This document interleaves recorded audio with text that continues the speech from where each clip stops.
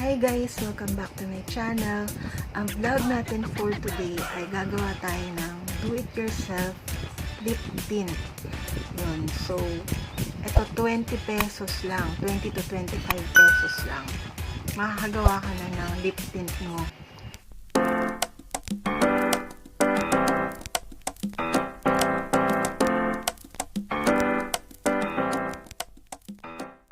Shoutout muna tayo sa ating mga YouTube friends. Jero's Page, May Pinasaya,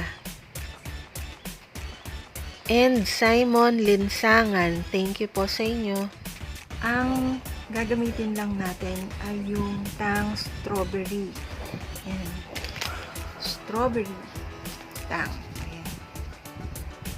O kaya apple or grapes or orange, depende sa ano nyo, kung anong gusto yung kulay ng lip tint nyo. So ayun, ito lang kailangan natin, tapos konting tubig tsaka yung cotton buds pang lagay sa lips natin. So let's start. Depende sa gusto nyo kulay, kung gusto nyo dark or light. Sa akin, light lang kasi hindi bagay sa akin yung dark.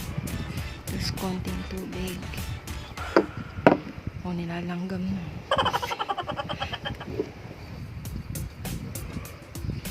Ayan, tapos i-mix lang natin ng cotton buds.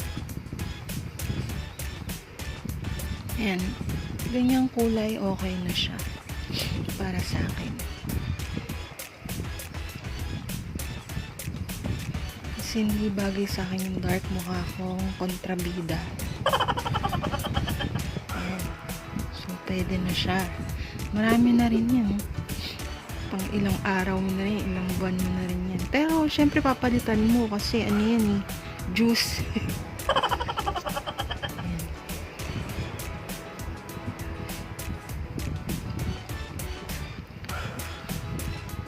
So, i-try na natin sa ating lips. So yun guys, lalagyan na natin siya sa ating lips.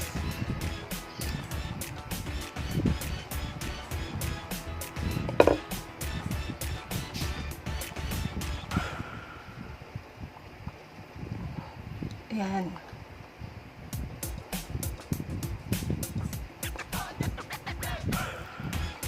Siyempre matamis siya kasi juice. Ayan. Yun na nga guys, sana nagustuhan nyo ang vlog natin for today, ang do-it-yourself lip tint.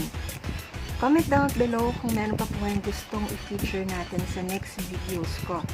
Don't forget to subscribe and hit the notification bell para updated ka lagi. Thanks for watching. God bless. Bye!